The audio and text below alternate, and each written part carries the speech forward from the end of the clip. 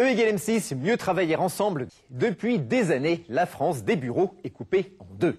D'un côté, il y a la France des bureaux fermés, cloisonnés, et de l'autre, la France des bureaux ouverts, des open space à l'américaine, et entre les deux, le débat fait rage. Quelle est la formule la plus efficace, mais aussi la plus agréable pour travailler?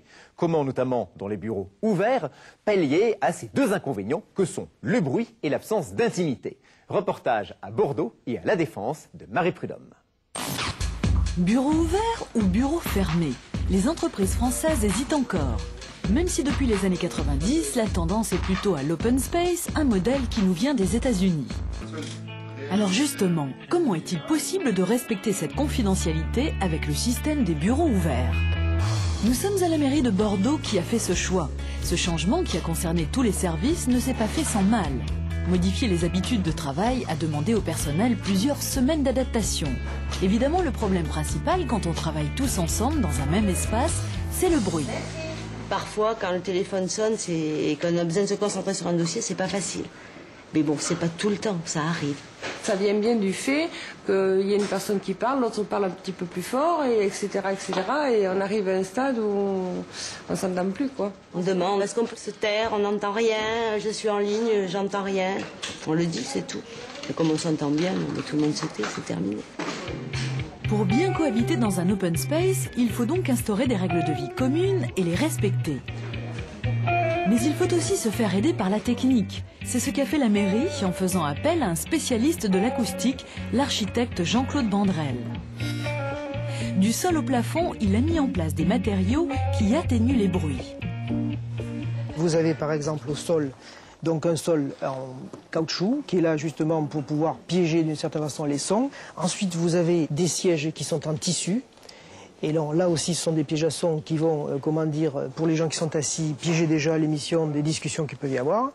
Il va y avoir sur les murs du bois perforé, vous voyez. Et quand on s'approche à côté, on s'aperçoit effectivement que le son que j'émets de ma voix est donc piégé par le mur. Et puis, en dernier lieu, au niveau des surfaces, vous avez les plafonds qui sont des plafonds aussi acoustiques. Reste le problème de la promiscuité du côté des bureaux d'accueil. Mais ici aussi, les cloisons de séparation ont été conçues pour permettre la confidentialité des conversations. Démonstration.